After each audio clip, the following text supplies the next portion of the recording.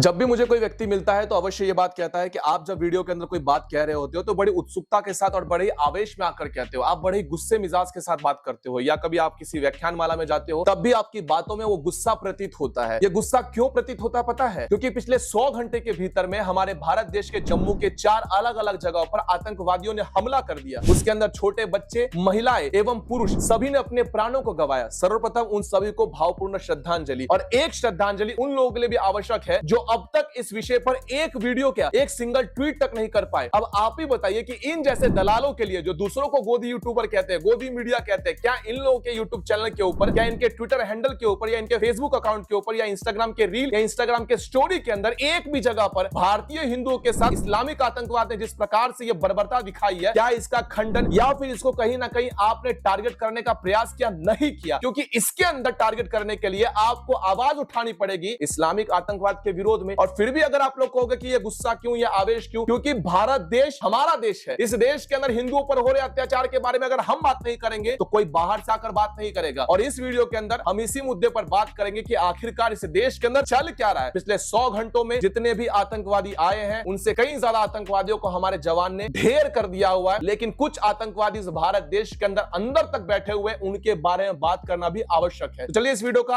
आरंभ करते हैं। आतंकवादियों की मानसिकता को समझने से पहले आप लोग को अपने देश के नेता दलों की बातों को सुनना चाहिए, क्योंकि वहां से तो जो आता है वो पूरी तरह से ब्रेन वॉश होकर आता है। यहां पर जो नेता बात कहता है उससे इन्फ्लुएंस होकर भी लोगों के मन में जो घृणा भाव पैदा होती है, उसके बारे में आप क्या कहना चाहेंगे? बाहर से आने वाला आतंकवादी सीधे बंदूक निकालता है, पहले से ब्रेन वॉश हो रखा होता है और सीधे हमला कर देता है। लेकिन भारत देश के अंदर भी कुछ लोग ऐसे हैं जो बार बार आप लोग को यह दिमाग में डालने का प्रयास करते हैं कि नहीं नहीं नहीं, आप लोग को हिंदू मुसलमान नहीं करना है, हिंदू मुसलमान नहीं कर रहा है, कोई इस देश के अंदर हिंदू मुसलमान नहीं करता है। जो भी मुसलमानों की बात होती है या तो पाकिस्तान की होती है या फिर ऐसे आतंकवादी संगठन की होती है जिसका ये लोग सपोर्ट कर रहे हैं। तो अगर सपोर्ट कर रहे हो तो जाहिर सी बात है कि उनका विरोध होगा ही। लेकिन इस देश के अंदर जो हिंदू है, जो बहुसंख्यक है, उनको कहीं पर भाषा के नाम पर बांटा जाता है, कहीं पर जाति के नाम पर बांटा जाता है। और इन सब से ना बांट पाए तो आप लोग को बांट दिया जाएगा किस पे पता है? खान पान पर। और आपके दिमाग में ये चीज डाल दी जाएगी कि आपका सब कुछ बदल कर रख देगा। नरेंद्र मोदी को अगर सत्ता में लाओगे तो आपके खान पान पर, आपके विचारों पर, आपकी भाषा पर, सब पर रोक लगा देगा और आपको वो ही करना होगा जो नरेंद्र मोदी कहेंगे। ये भी एक प्रकार का ब्रेन वॉशिंग ही है। And if this was gone, then somebody can come to Kerala and say,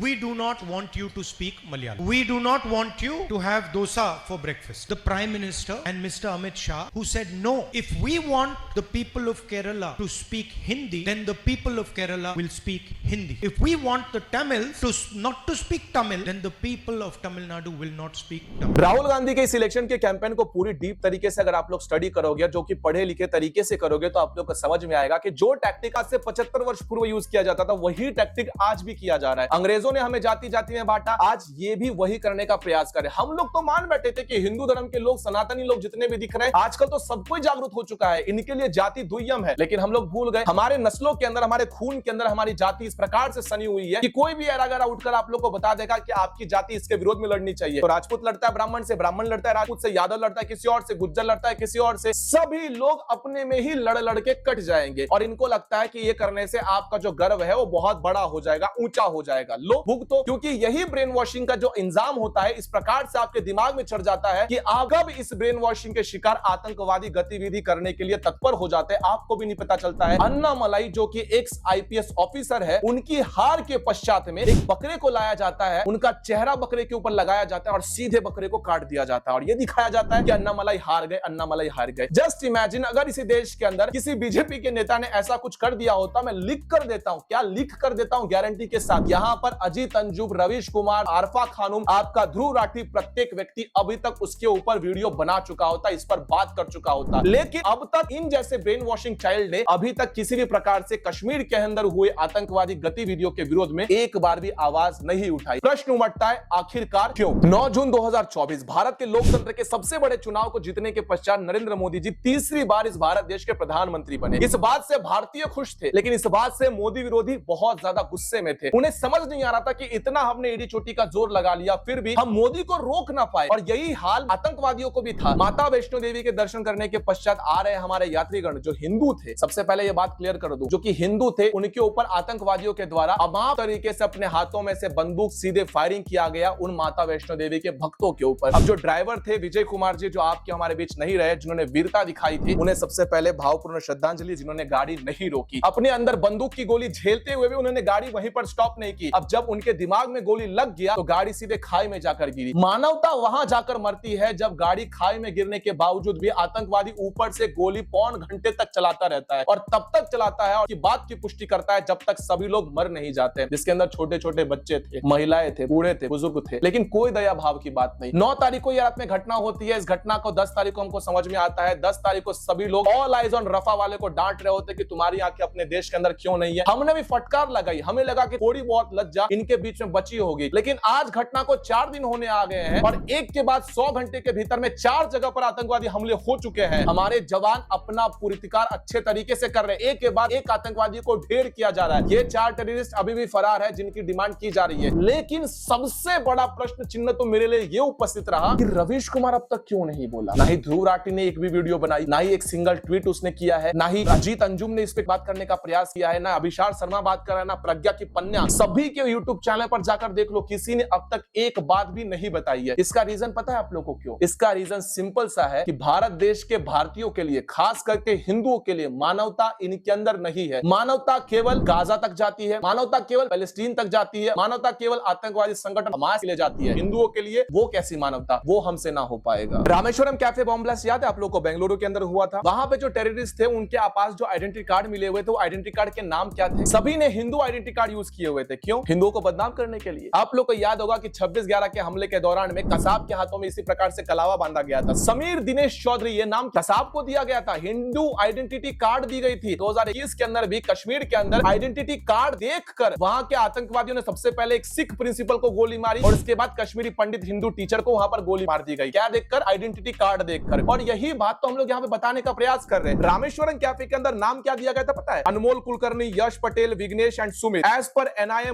Musavir Hussain had placed bomb at a cafe and Abdul Mateen was a mastermind, both arrested from west Bengal. सभी के सभी जितने भी थे वो कौन थे आप लोगों को भी अच्छे तरीके से पता है। इतना ही नहीं, जम्मू एंड कश्मीर के गवर्नमेंट एडमिनिस्ट्रेशन ने 4 लोगों को एंटी इंडिया मूवमेंट चलाने के लिए और भारत देश के विरोधी के गतिविधियां करने के लिए इन्हें नौकरी से निकाल दिया है। Constable Abdul Rahman, constable Ghulam Rasool, teacher Shabbir Ahmad, assistant लिनमन अनियातुल्लाह Pirzada. ये जितने भी हैं इनका नाम क्यों बताना आवश्यक है? क्योंकि कहीं ना कहीं आप लोग को ये सारी चीजें पता नहीं होती और जब हम लोग सीधे बात करते हैं तो आप लोग को समझ नहीं आता है कि यार ये ऐसी बातें क्यों कर रहा है। इसके पीछे ये कारण होता है। रामेश्वरम बॉम्ब ब्लास्ट होता है तो वहां पर हिंदू आइडेंटिटी लेकर जाते हैं। 26/11 हमला होता है तो वहां पर हिंदू आइडेंटिटी लेकर जाते हैं। दिक्कत क्या है पता है? दिक्कत यह है कि इनके पास तगड़ा सपोर्ट है, इनके पास इनका तगड़ी लॉबी पड़ी हुई है। हम लोग चीख चीख कर वीडियो बना, लेकिन इस वीडियो को रीच कितना जाएगा? वही 50,000 या 30,000 या 40,000 या ज्यादा से ज्यादा 1 लाख चला जाए तो चला जाए। ज्यादा लोग इसे शेयर करने से भी डरेंगे, लेकिन जिस दिन आपके घर के अंदर भी ये लोग घुस जाएंगे तब भी आप ये सोचना कि उस दिन सही समय पर आवाज उठाया होता तो कहीं ना कहीं बच जाते, संभल जाते। लेकिन आप लोग नहीं बोल पाते हैं, इसकी दिक्कत हम समझते हैं, लेकिन हम बोल रहे हैं तो कम से कम इस वीडियो को शेयर तो करिए। और आप लोगों के समर्थन की और सपोर्ट की हम लोग को बहुत ज्यादा आवश्यक है, क्योंकि ऐसे लोगों के साथ अकेले लड़ना बहुत सरल काम नहीं है। तो आप लोगों का सपोर्ट मिलेगा तभी हम अपने काम को कंटिन्यू कर पाएंगे, और इस काम को करने के लिए हमें आप सबके सहयोग की बहुत ज्यादा आवश्यकता है। अगले वीडियो के अंदर मिलते हैं सनातनियों, तब तक के लिए जय सनातन।